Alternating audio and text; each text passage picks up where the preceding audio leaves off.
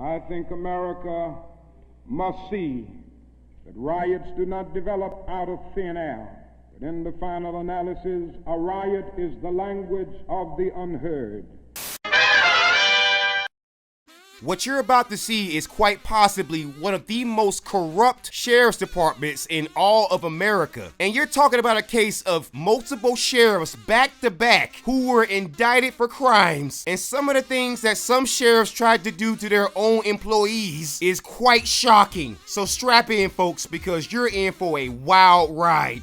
The former Granville County Sheriff is facing new charges tonight, along with 3 former deputies. Yeah, these indictments handed down follow a years-long investigation. Yeah, after today, this face will no longer be on these pamphlets. The current sheriff has just resigned now. And so this incredible journey begins back in 2019 when the then Granville County Sheriff in North Carolina, whose name is Brendel Wilkins, was indicted. And the reason why he was indicted is because he was caught trying to remove an employee from the payrolls permanently, if you know what I mean.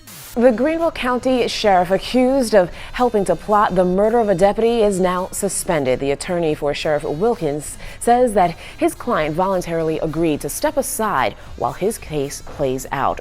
And the reason why he had these desires is because a former deputy apparently was in the possession of a recording of Brendel Wilkins saying some, let's just say, problematic stuff. According to the indictment, Wilkins encouraged someone to kill a deputy he thought would release an audio recording of him using racially offensive language. He says the only way you're going to stop him is to kill him.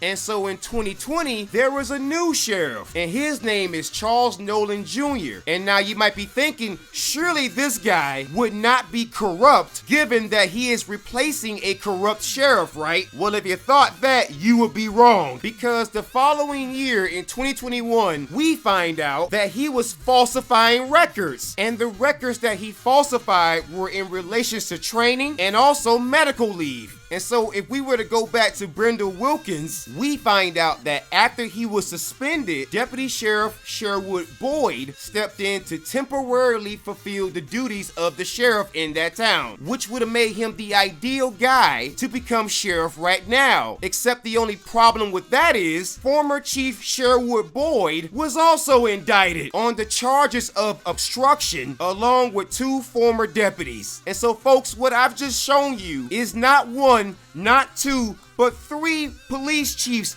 back to back to back who were not only corrupt, but comically so.